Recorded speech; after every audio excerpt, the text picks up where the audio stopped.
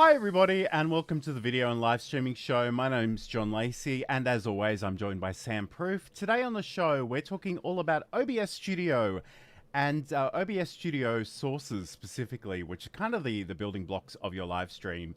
But we are going out to live to all the places, so if you are watching live, let us know in the chat where you're watching from and use the hashtag Team Live, or if you're watching this later on, you can use Team Replay. Yep. But Sam, how are you going? How's your week been? Good. I don't know. It's been so busy. Like I usually get here and I'm like, yeah, I had time to have a coffee. I was slamming down my lunch because I was so busy today. Especially I had an interview this morning with the guys over at IFTTT, which you can see on their YouTube channel, where we talked about being a content creator and automations and things like that. And we've got the new foster cat and kittens, and I'm actively working with every ounce of my being to get ready for our Super Bowl, which is happening February 11th at 11 a.m. Pacific Standard Time, over on the Cute Avalanche Twitch and YouTube and everywhere. So there's a lot going on. How's things with you? A lot going on for me as well. Some of the viewers of the show will know I ordered a brand new computer last year, and it sort of arrived, and then I was waiting for the correct power cable. That eventually came, and I've just been. In some ways, it's really exciting to have a new computer and sort of start from scratch, but in other ways, you forget about the millions of settings and applications and software and things that you need to set up. So, even just the ability to I had to wait for some DisplayPort to HDMI adapters and things like that before I could really use all of the things that are out and about at the moment. So it's been really hectic, and it is actually my birthday tomorrow, so I'm feeling particularly old. Happy birthday! I mean, nothing. Happy next day that happens. Yes. And I am doing a special stream over on the Learn Live Streaming channel tomorrow, actually about LinkedIn accessibility, which I know is not the sexiest topic in the world, but it's something that's close to my heart. So if you want to hang out with me tomorrow, you can certainly check that out. Hello to the facilitator from Germany, or as you and I probably know him as Saeed. So thank you so much for joining us. I know Saeed actually did his own stream a few hours ago on OBS and some fun things, which I haven't had a chance to watch the replay of just yet, but I am really keen to check that one out. Cool. Okay, so let's get stuck in. So we're talking all about OBS Studio today, and I've got to get rid of that overlay as well. 1 second. Okay, so we're talking about OBS Studio today. I guess before we get started, it's probably worth unpacking, and I'm just going to press a couple of buttons and hope that this works. Essentially, this is what OBS Studio looks like, and I know some of you are probably looking at this big black box thinking this is scary and complicated. And we try to remind you that it really isn't. We're happy to take you through some of these things. But what I particularly want to draw your attention to is down the bottom, we've got these sections called scenes and sources. So a scene is a collection of sources, and we're going to be talking about the sources themselves specifically today. And when you click the plus sign, you've got all kinds of options here. And we've it is certainly possible to extend the functionality with plugins and add-ons and all kinds of fun things. But today we really want to focus on these sort of default ones that come preloaded. So we're going to do that today. Let's get into it, Sam. Let's start talking about the capture ones in particular, because I guess the first thing you probably want to see on your stream is actually your video camera. So talk to us about the things that we need to keep in mind when working with a video capture device. Yeah, so we're going to keep it to the absolute basics that you need to just get going. And obviously, you're going to need sound and you're going to need video.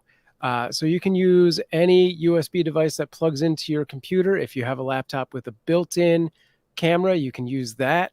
You can get fancy, but we're going to keep it on the easy side. You could do stuff where you use like a mobile to come in, or use something more complicated like a DSLR to bring it in. But the easiest way to get yourself on screen through a video capture device is just to plug in a USB camera or use the built-in one. You're going to go down into the sources, find that video capture device, and it should show whatever devices you have in the drop-down menu, and you'll select it and install that into your scene. Absolutely.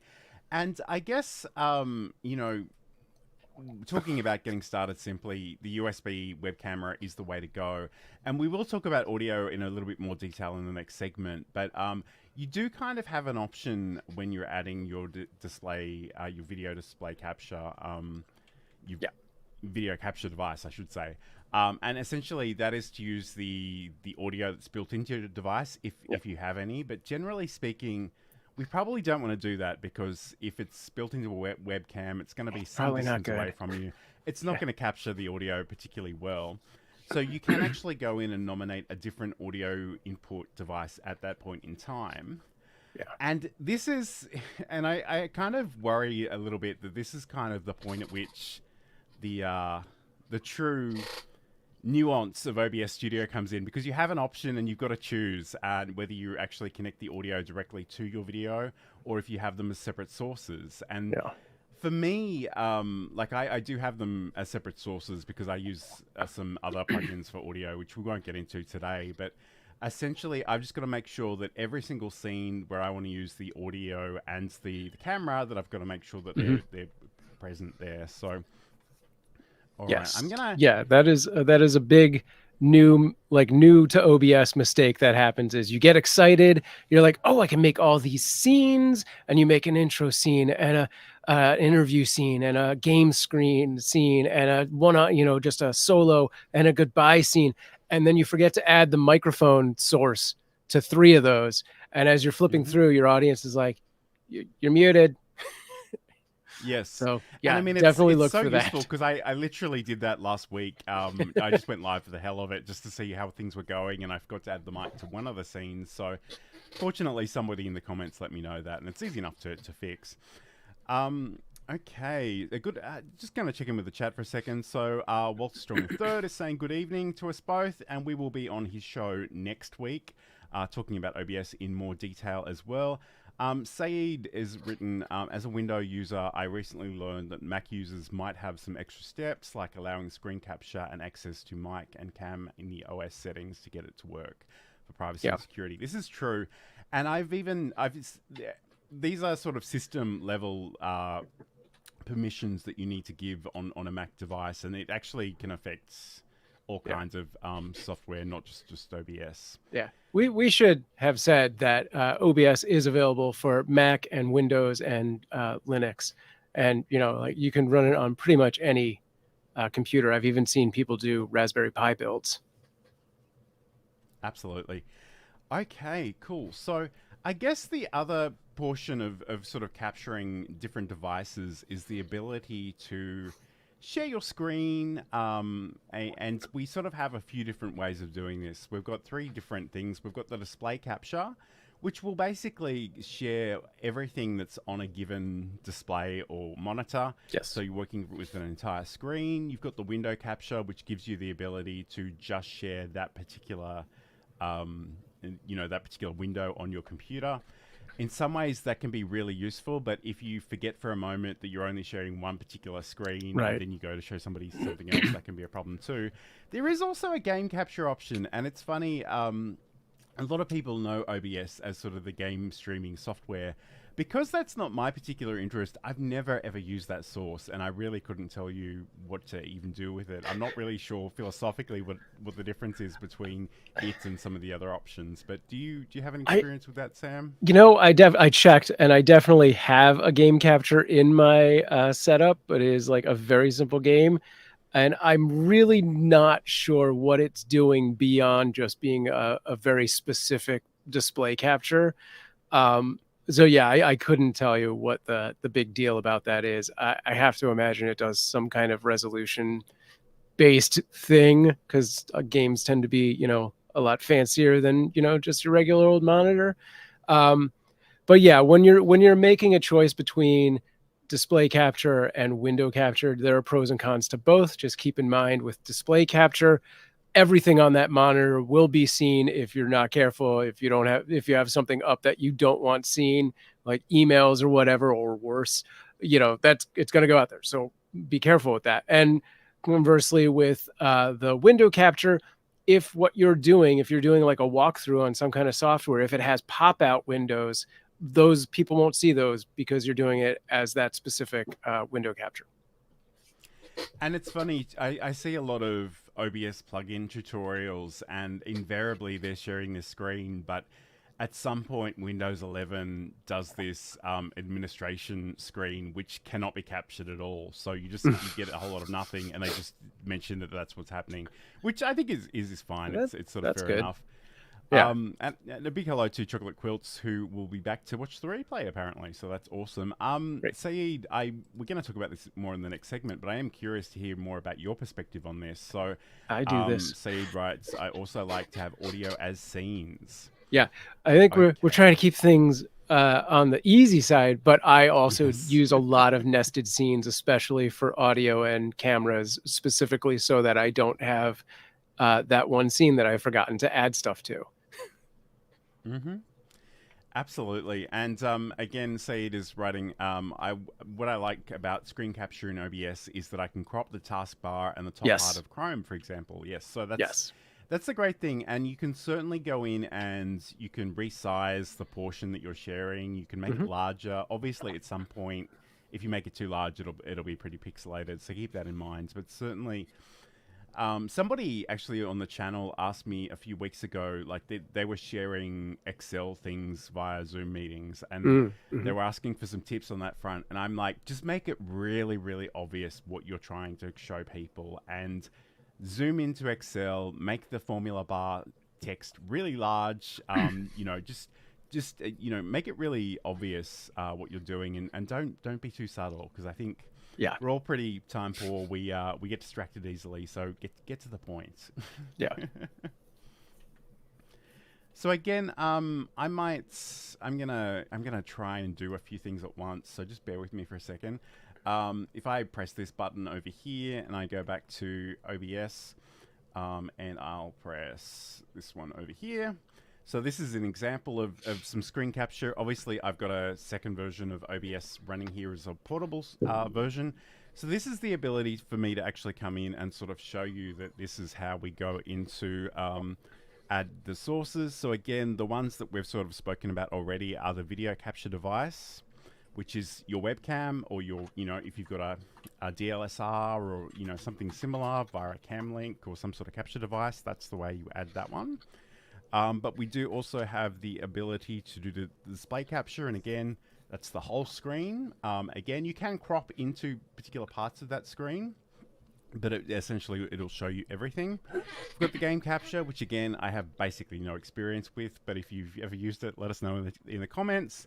And you also have the window capture. So in some ways, depending on what you want to share, different options here will be more meaningful than others, but just certainly keep those in mind. Okay. All right. So I guess let's maybe just talk in general about... and somebody in the chat's written, I'd like to see John stream play Grand Theft Auto once it releases. Okay, I'm not much of a gamer, and in a lot of ways I'm a very retro gamer. On the odd occasion I do, like I'm doing, they're not even modern computers, they're like emulators of Commodore 64s and Sega systems and stuff. So it's probably not on the cards, but we live in hope. So again, I just want to pick up on some of those threads that Sam mentioned, because I think in some ways people have a lot of anxieties when they start streaming, and I think you do really need to be quite mindful when you are sharing a screen that you don't inadvertently share something you didn't want to share. So you don't want it, and especially even if you're not streaming, if you're just sharing in a meeting, and you just happen to have a chat message open in the wrong place at the wrong time, and the entire meeting sees that can be a problem. So I guess my first piece of advice is have more than one screen, and think about the where you put those things. And I have one screen which is actually currently in a vertical position, although I can change that on the monitor arms, and that's just the screen I know I never share. So it's a good idea to start. And if you don't have that, make sure to turn off notifications before you start streaming. Yes, that's a good idea as well. And say to saying, I always tell people, if you don't know where to start with OBS, just add your camera, crop and enhance a little bit, perfect for use in Zoom, etc. Yep. Yeah. And we've kind of done entire shows on just the virtual camera. And again, it's not really the focus of today's show, but I just want to mention it because it is a really cool feature. And basically, you can sort of arrange how you look in the camera scene. You can add different things. I've got this button, which is new. I don't know if you'll even notice what that just did, but I'll press it again. Yep. So, I mean, again, for me in particular, like I'm in front of a green screen 24/7. There's nothing interesting behind me. So this kind of helps me arrange how I look when I'm in meetings, whether it's on Zoom or Microsoft Teams or Google Meet or just about anything. And that in itself is really good, but you also have the ability to add calls to action, images, QR codes, text on the screen as well. And that basically works in almost any piece of software that supports the use of a web camera. Okay, so we're going to come back and talk about audio in just a moment, but you're watching the video and live streaming show, and we're talking OBS Studio Sources. We are constantly training our cats every interaction that we have with them. So when Johan would get on my counter before, this is 10 years ago, before I was the cat expert that I am now, Johan would jump on the counter. What was the first thing I did? I'd say his name, Johan. He loves that. That's a reward for him. He said, you just said my name. I would go over to him and I'd talk to him and be like, you can't be on the counter. Johan loves when I talk to him. Ding, that's another reward for Johan. I'd pick him up and put him on the ground, but I didn't want him to think I was mad at him. So when I'd pick him up very nicely and kiss him on the head and say, I love you, but you can't be here. I'd put him on the ground. I had just done 3 things that rewarded him for being on the counter. So I was encouraging him to continue doing that. And that's a segment from Sam's podcast, Just Kidding Around, which you can learn more about over at cuteavalanche.com. And I know that you've got a new litter of kittens, so I'm sure there's all kinds of fun, exciting things happening over there as well. Yeah, they just opened their eyes recently, so they're going to start getting active in the next week or 2, which hopefully they'll be really active in time for our big Super Bowl event, which is February 11th at 11 a.m. Pacific Standard Time. I just made that banner.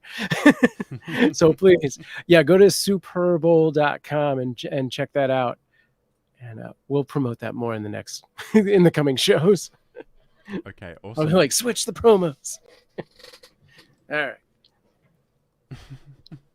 All right. And it's funny. And I don't think I'm just distracted by the comments, which is kind of the story of my life. But Sage's just saying replacing your green screen with a green background. That's my kind of humor, John.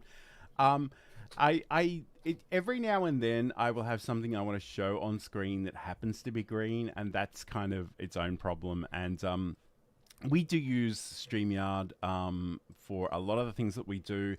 And their marketing department sent me some lovely duck plush toys, but they do have a green face, so I'm not really sure how that's going to go. But let's not dwell on that too much today. This is the video and live streaming show. I'm John Lacey, and I'm joined as always by Sam Proof. Today on the show, we're really talking about OBS sources. So these are the individual building blocks of your scenes, and those scenes ultimately make up what you do on live, whether you're doing it live as a live stream, whether you're recording locally, or whether you're using that virtual camera option as well. So that's another thing that you can keep in mind. But let's talk about audio, because audio is really important. And we kind of alluded to the fact that if you don't, you really need every source that you want to use on a given scene within that scene. And if you don't, then you're going to run into problems. So we definitely want to see your microphone or your audio input device in there somewhere. So again,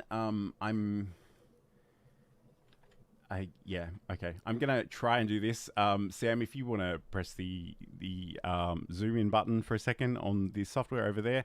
Essentially over here, we've got some audio options. So we've got the audio, the application audio capture, which is kind of a new thing. I'll talk about that in a second. We've got the audio input capture. So any kind of microphone, whether it's USB or if it's coming through a audio system. I use the Rodecaster Pro for most of my stuff. And we've also got the audio output, so things that are coming out of other devices. The audio application capture, it is still technically in beta, which you can see there on the screen. It can be quite useful, and I certainly haven't had too many problems with it. But like if I occasionally, and I'm not a great musician, I have to include that disclaimer, but occasionally I do have a MIDI keyboard here, and I will share the virtual instrument software via OBS, and that's a combination of the display capture and also the well, probably the window capture really, and also the audio from the app itself, so we can do that as well. I guess the other thing too, and I don't know if we've done it on this show, but and we'll need to do it at some point, is it just a deeper dive into audio specifically. But the other thing, and I actually forgot this was how this worked until quite recently, but essentially when you start in OBS, you'll actually get these default options. So you get desktop audio and mic or auxiliary audio.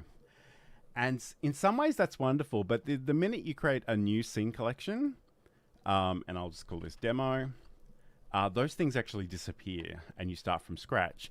And in some ways, I kind of prefer to start from scratch because in some ways, this can be a bit of a trap for people if this is always on. And especially with the desktop audio, just the ability, you know, if you happen to have Instagram running in the background, you're streaming vertically to Instagram via OBS, and you forget to mute that, that's going to be a world of pain for a lot of people. Yeah. So I think that's really, really important to keep in mind, no matter how you sort of want to do that.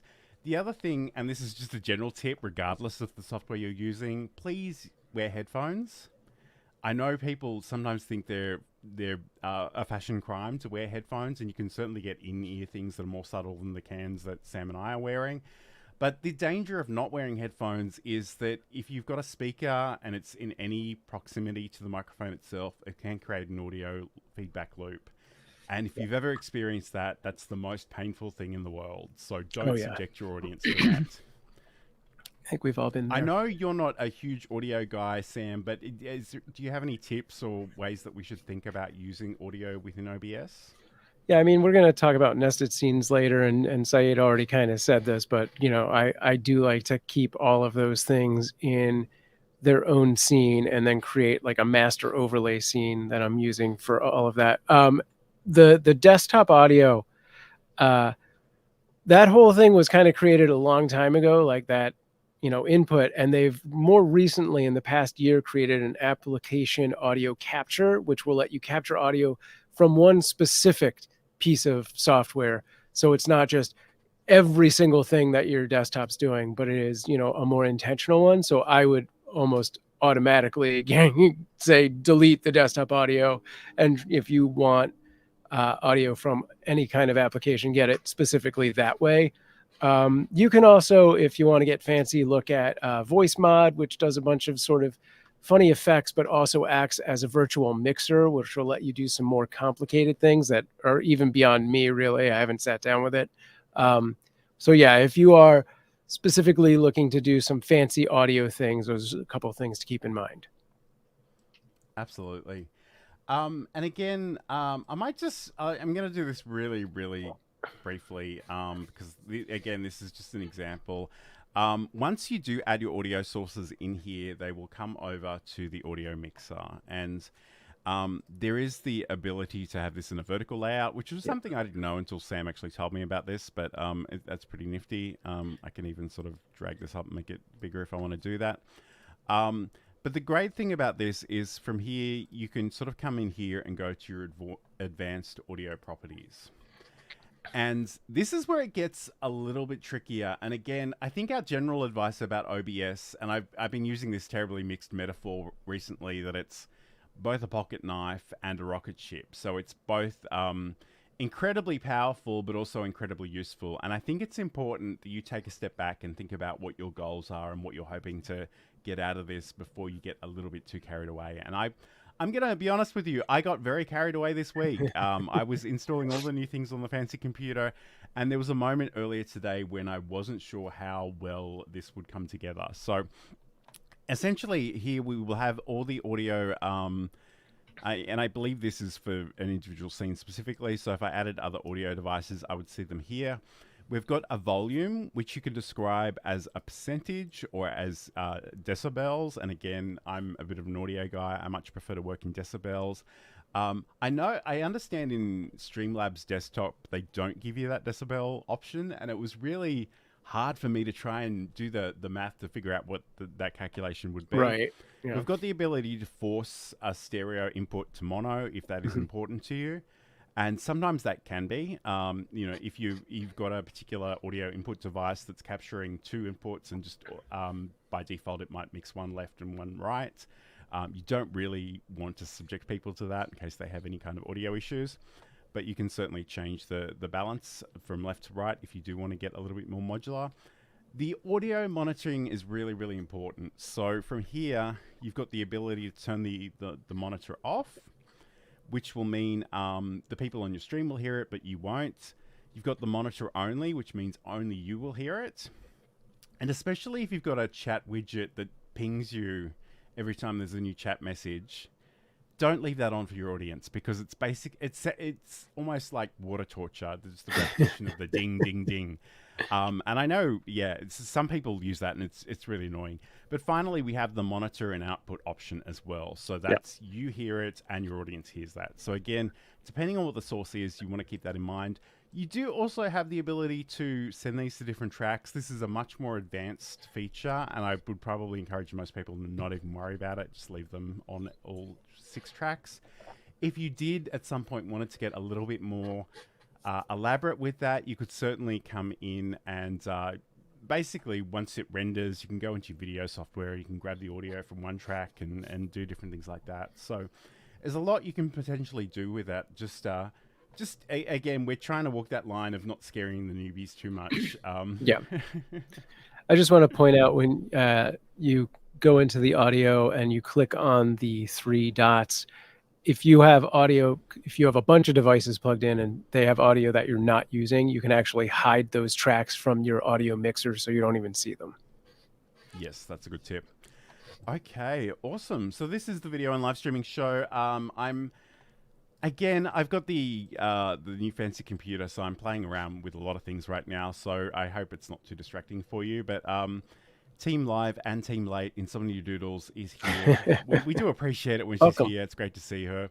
And again, I've got my new shiny, exciting computer. But today we're talking about OBS sources and how you can use those in your live streams or your recordings or even the virtual camera. So we're going to come back and talk a little bit about images in just a moment. But first, I'm going to click one of these buttons. Which one should it be? This one here, maybe. And then I looked at the first assessment, and the first assessment was record a 5-minute video.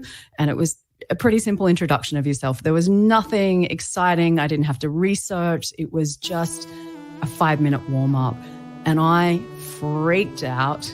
That course is still sitting in the cupboard beside me. I see that stack of papers and I almost rock in the corner.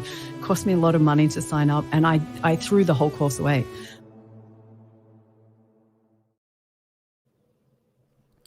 And that's a segment from my podcast, Build a Presentation Muscle, which you can learn more about over at johnlacey.com.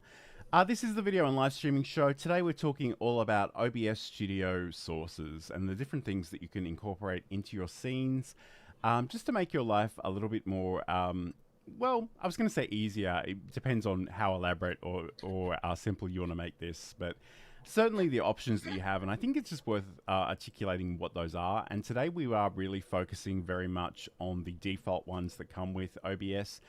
Again, getting back to that rocket ship metaphor, there's really no limit to what OBS can do, but again, you probably don't want to get too carried away as a beginner. But let's talk about images, Sam. And we're going to talk about image slideshows in a second. I've got a video for everybody to watch.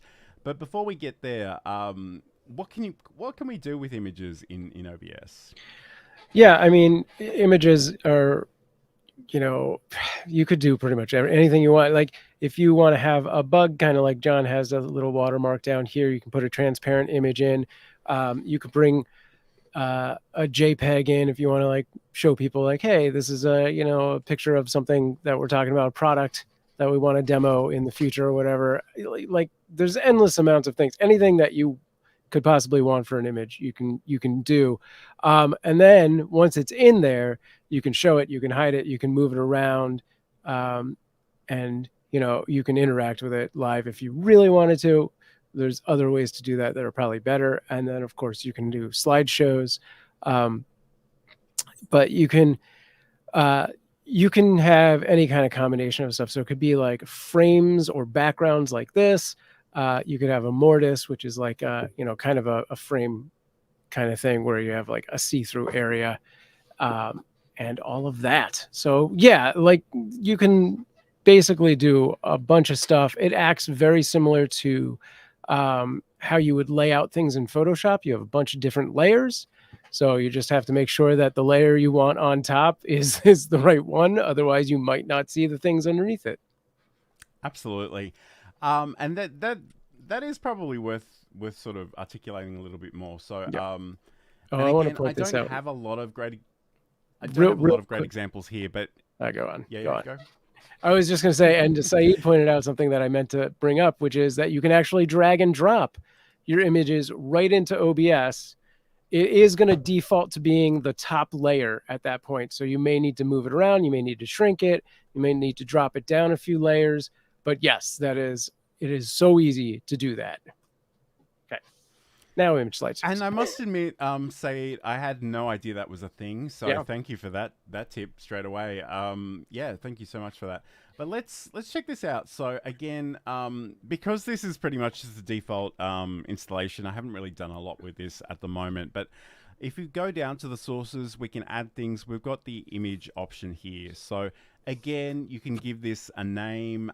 It's a good idea to have a meaningful name, but I don't even know what image I'm going to share with you yet. So I'm just going to click OK.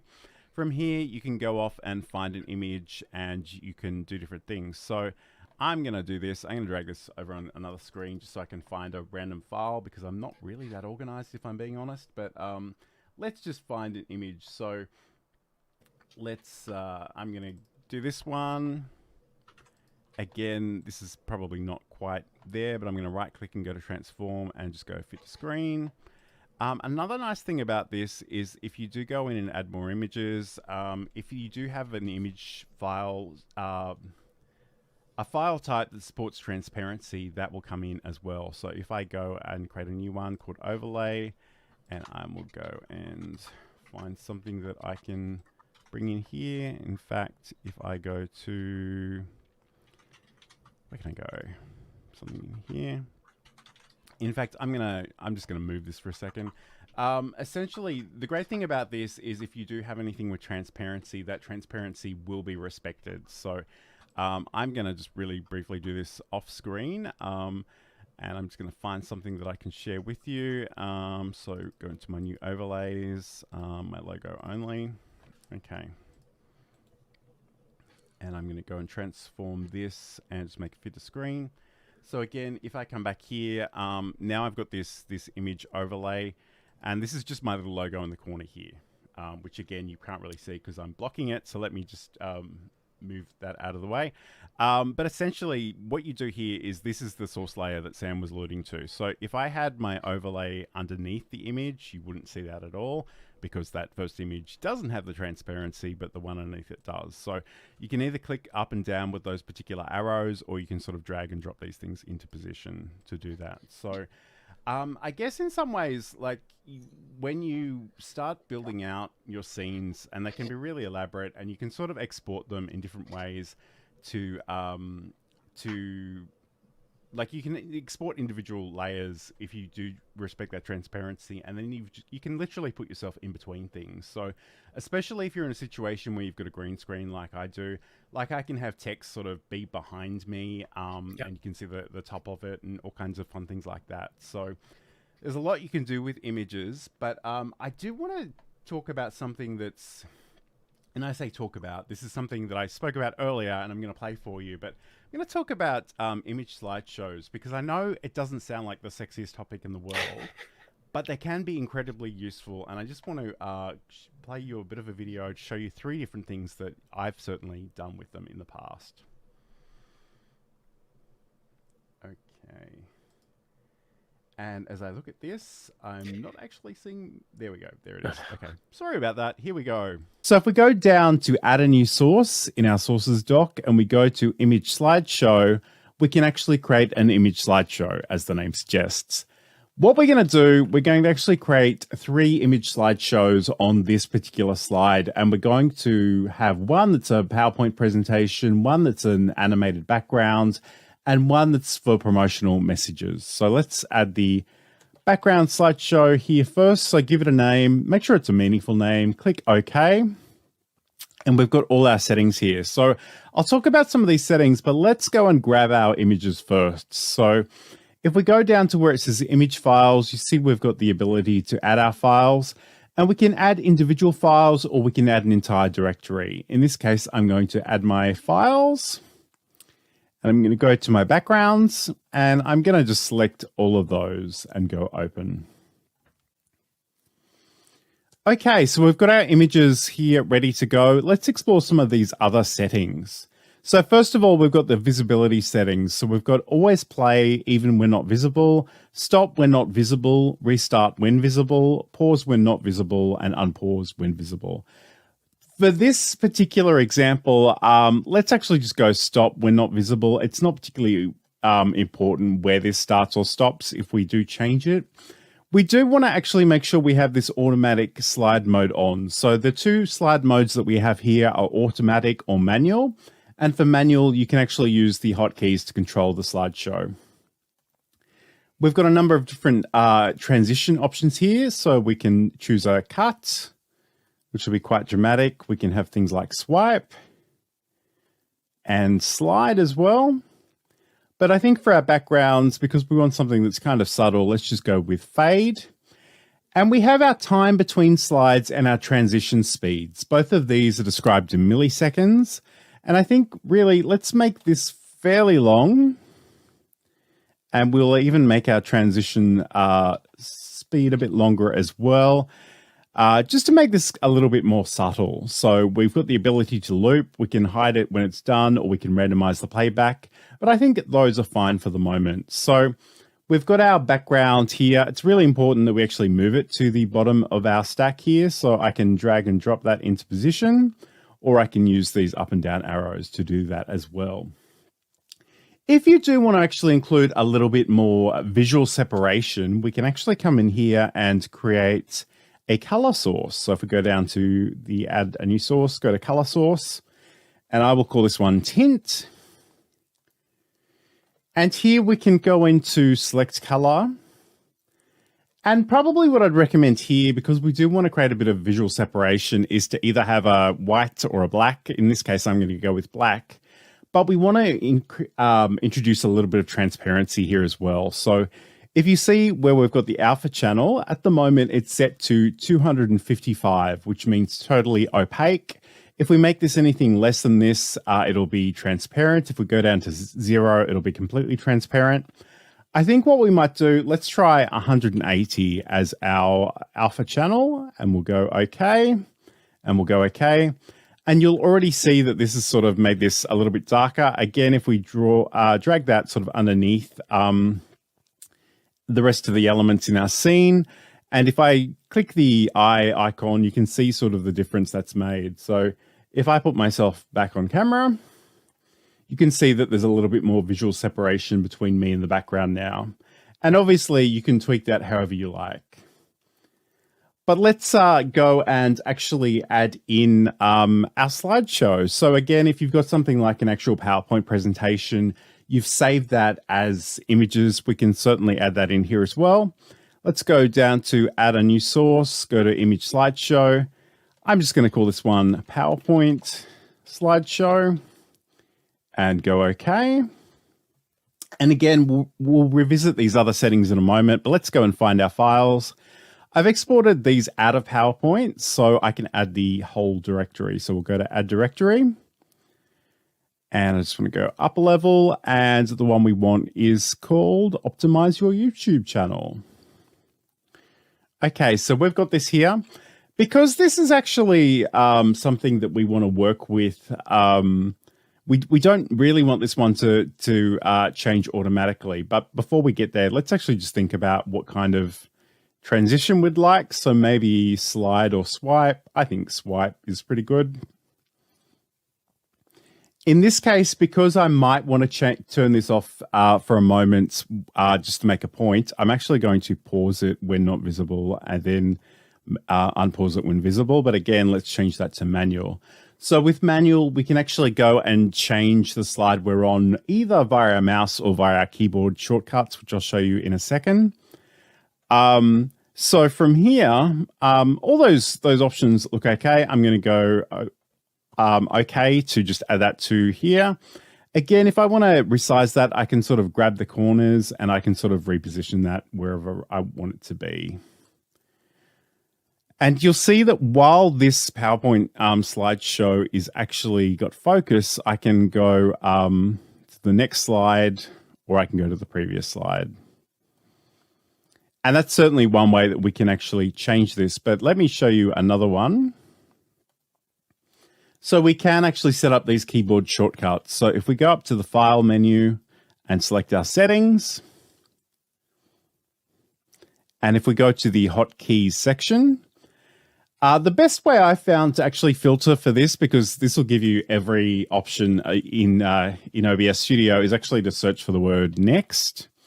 And again, we want to look for the keyboard shortcut associated with the PowerPoint slideshow. So if I click into this box and I maybe press the right cursor key, I can do that one. And again, if I repeat that by filtering for previous, if I can type, we can go here and maybe go left.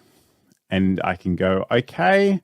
And now, even when that's not actually got focus, I can sort of go right or left and go through my slides in that way.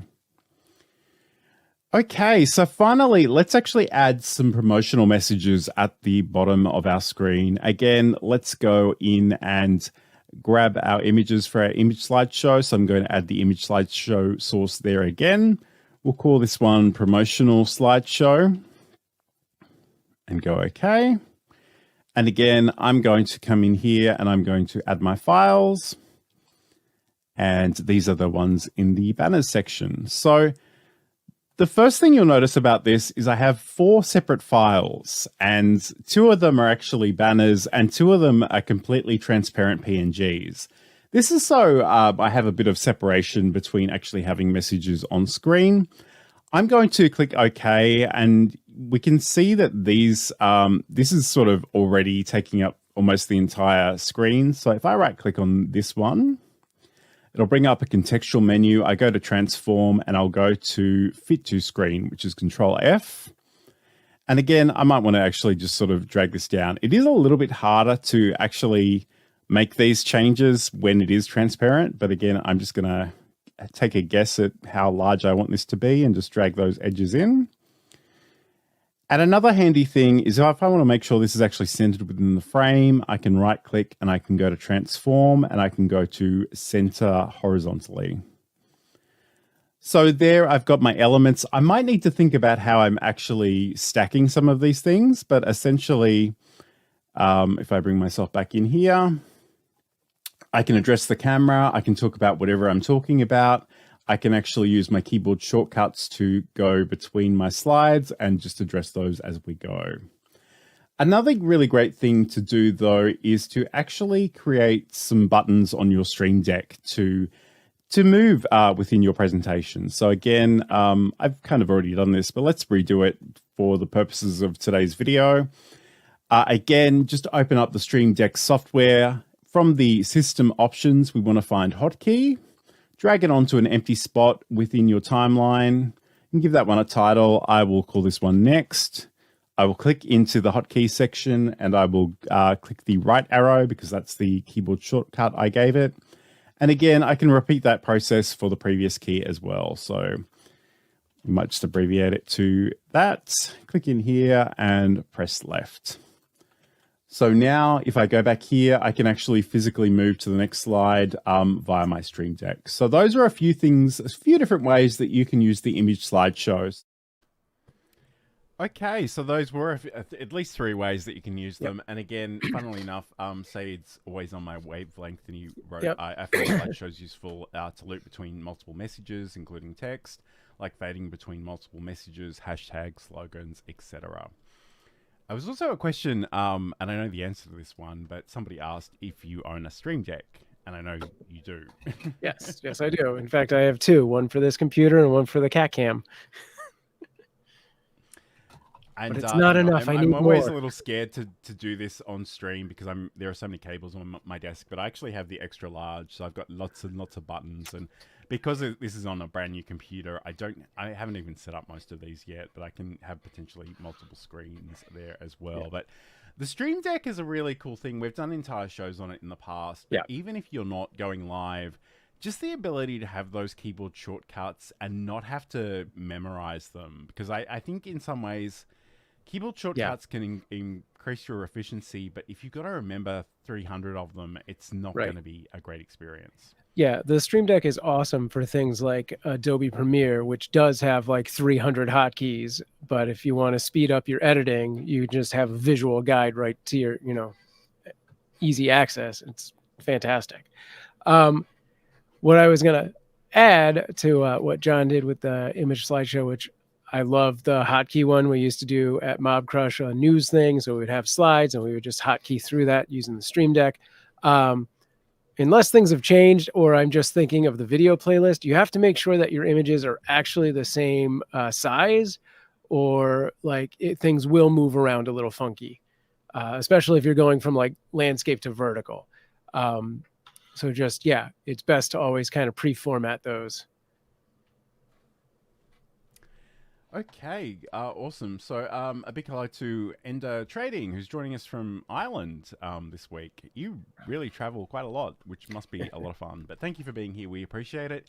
Today we're talking all about OBS Studio and the different sources that we have available to us. The last tab category is a little bit vague. It just says more, but we're going to get into some of the other ones that we haven't already covered. So we'll do that in just a moment. If you've been watching us for a while, or this is your first time and you're thinking, Sam, John, this is great stuff, but I'm wearing a lot of hats already and I don't need to add this to my list of things that I'm doing, but I really want to live stream, I've got you covered. I've been a freelance technical director and stream operator for 20 years, and I can help you either with one-on-one counseling, setups of shows, or even run your whole show for you. Get in touch with me, samproof@gmail.com, or find out more at samproof.tv. Absolutely. So if you want to get in touch with Sam, he can certainly help with those live stream production tasks. So Sam, like I said, this is a little bit generic, the last tab of the segment, but let's talk about some of the other things. I guess, first of all, Said's alluded to it, you've mentioned it. Let's talk about nested scenes. And I must admit, there's something I used to use a lot and I haven't used in forever, but I think I'm probably going to revisit because there are some things that I want to do that will probably be best served in that way. But just, can you explain to people what they are and why you might want to use them?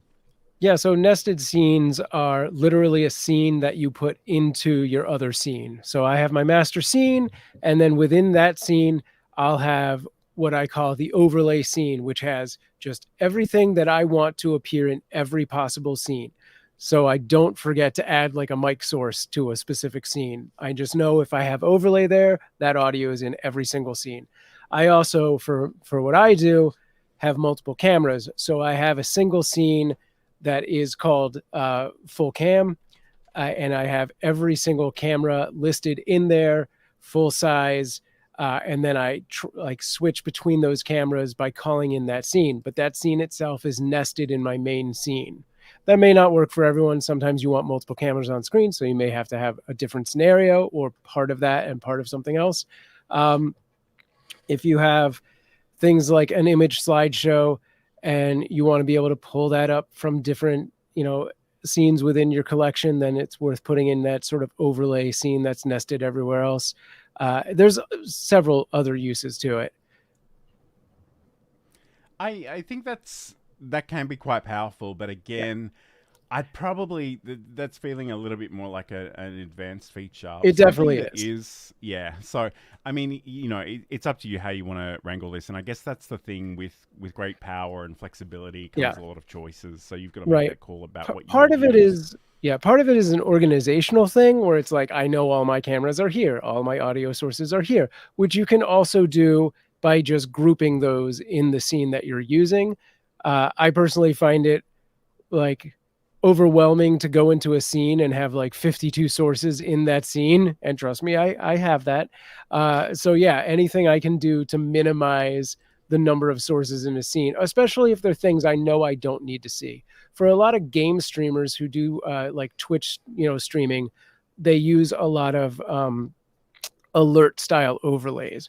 Like you have an alert for donations and for fun things that your chat's doing and for follows on subscribers. And depending on, how many of these services you're using, you may have 10 or more links that are different kinds of alerts. So putting those into a nested scene where you just don't have to worry about it because they're there is great, because it's not something that you're going to normally have to go in and like, adjust or mess with. Absolutely. Okay. So you know that can be incredibly powerful. We might talk about text because that is definitely something you probably will want to incorporate onto the screen at one point in time or another. And again, I'm going to press all the buttons and just hope for the best. Okay, and I've got to make sure I'm over here. There we go. All right, so this is back in OBS Studio. We've got the ability to add our sources. So click on the plus sign here. If you don't see this sources section, just go up to docs and just make sure that that's clicked on. But essentially, we can come in and we can add the text to our scene.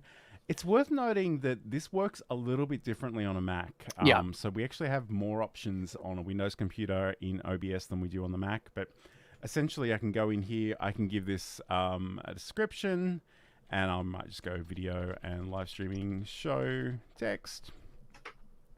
We'll make it visible. So I can go video and live streaming show.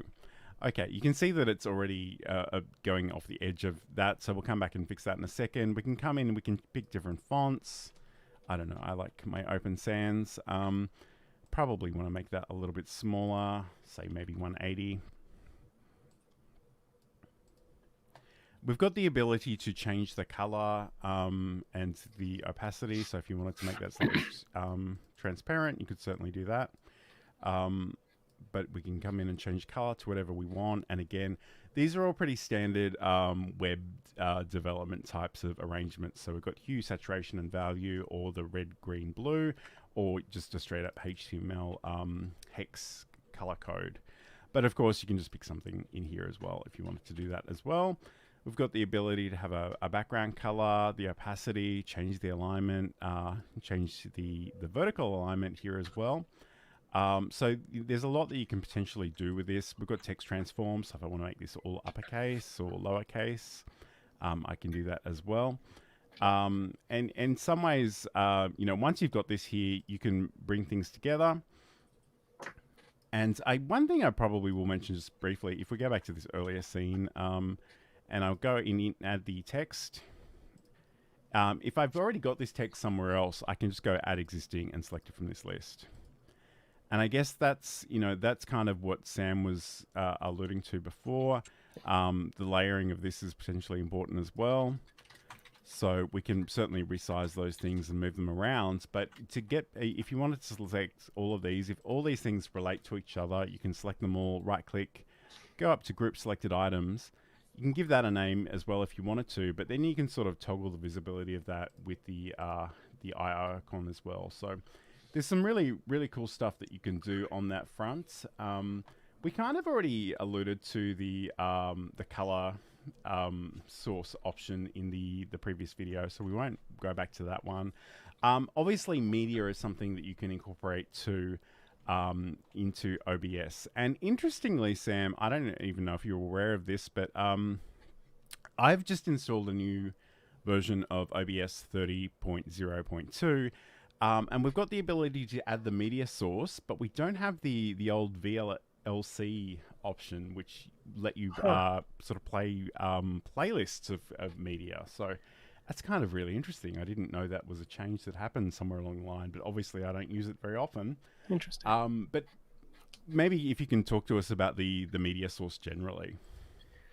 Well, now I'm confused. Yeah, so much like when you're adding an image or anything like that, you can bring in video as well. So you can bring in a media source and open that, which will link to a local file.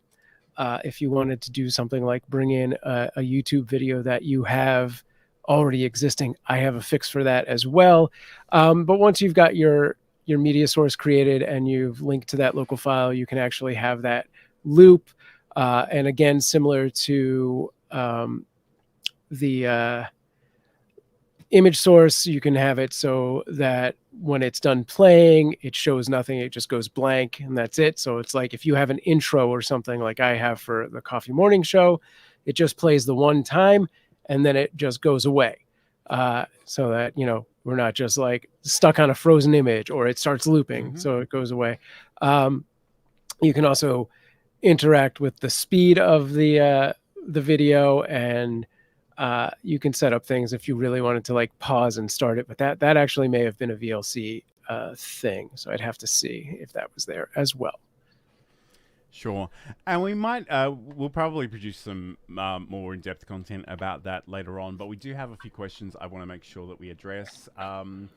First of all, there was one from Walter in here somewhere. So when, what are some key things you need to remember from uploading your first video to YouTube using OBS Studio? So again, you can record locally on your desktop computer and upload that to YouTube. The thing I would probably encourage people to keep in mind is that OBS isn't video editing software as such, so you'll be doing the entire thing live. And there's a really good chance that there'll just be a little bit at the beginning and the end of your presentation that you'll just want to cut off because it's, just you waiting to get confirmation that you are indeed recording. So get rid of that. Think about including a transcript or some closed captions or open captions. Think about your video thumbnail. That's obviously a lot of these things are outside of the video creation process, but it's all very important when you package them to go to YouTube. I guess there was another question, and I don't know where you want to start, Sam, but looks like Paolo has a question about featuring some logos on screen. Yeah, well, let's go with this comment here. I'm thinking about making a live of a tournament, but I wanted to make something like the team's logo appear with a faded transition from left to right and right to left with X in the middle. So if I'm understanding it right, like it's just a part of the element. It's not a full screen takeover. It's not like the scoreboard itself or anything like that. So I think what you're looking to do, and I might just need more information to really narrow it down to the best way to do it. You might check out the motion plugin, which will definitely let you do a hotkey to bring it on. You might, for the fade, you might just use the move plugin, which both of those plugins kind of do similar things and kind of do different things as well. I feel like there was a new plugin that got released recently that might do it. And what was it? There was the drop shadow one. I'm not sure if the guy that made that makes something that also does a fade, but I think the move plugin will actually let you animate opacity. I don't know if it's going to do the left to right thing, but it would at least get you part of the way to where you want. Yeah, I'd have to sit down with this and do a little more, but yeah, look between move and motion plugin and see if that gets you there. And again, like we probably can't dig too deeply into this particular example, and this is kind of more an advanced thing, but if you, depending on if the information in this sort of sequence needs to be dynamic, then you probably will need to think about some special plugins. If it doesn't need to be as dynamic, you can actually have you can produce a video outside of OBS and sort of bring that in, especially if it supports transparency or you have green screens. You can do some filtering to adjust how that plays. There are certainly options out there. Maybe if you want to leave us more information about that, we can revisit that somewhere down the track. I just wanted to say hello to Roy, who was joining us briefly as well. Tech Troublemaker, great to see you. Hope you're having a great week. We are kind of reaching the end of our time. So, Sam, as we begin to wrap up, do you have any final thoughts on, I guess, sort of working with sources as a beginner? What do you think we should keep in mind? Yeah, go with the absolute necessities, and then when you get frustrated with how simple it is, then try and figure out how to make things better. you can, if you have questions about OBS and how to do things, join me over at Discord on samproof.tv/Discord. So Paulo, if you want to explore this scenario a little further, we can try and do it there. And yeah, sources like, sit down with a pad of paper and a pen and sketch out what it is you think you want to see, just for everyone, not Paulo. And then build your scene from that. Or, get a screenshot reference of somebody else's stream and be like, I want to do that. What do I do? Keep it simple and then expand. Absolutely.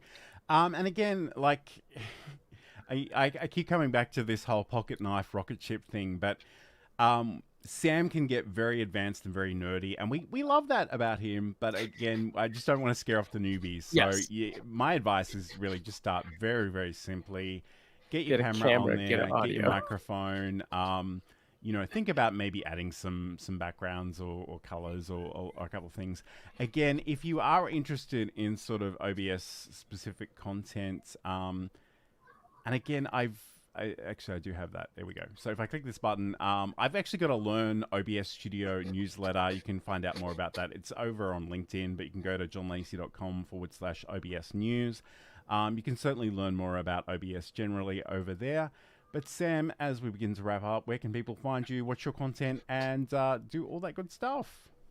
Yeah, head over to samproof.tv and you can find all my social links at the top left. I will actually be streaming again tonight on my own platforms, Twitch and YouTube. So look for that in a couple of hours. And if you didn't get enough cat content today, head over to cuteavalanche.com and make sure to join us February 11th at 11 a.m. Pacific Standard Time for the Super Bowl. The link is superbowl.com, but it will stream on all of the Cute Avalanche channels. Nice. Okay, and if you want to catch up with me, you can head over to johnlacey.com. There's a whole bunch of articles about OBS and other things as well, and there are social links at the bottom of that page if you want to check that out. But thank you so much to everybody who's joined us, especially those of you here live. It's always great to have so much happening in the chat. Have a great week. We'll be back again roughly the same time next week. Just look out for those the events once we post it. And again, don't forget to like and subscribe wherever you happen to be watching this. It may not be obvious, but we do go out live to a whole bunch of different places. So please do that. And we look forward to your company again soon. Have a great weekend, everybody.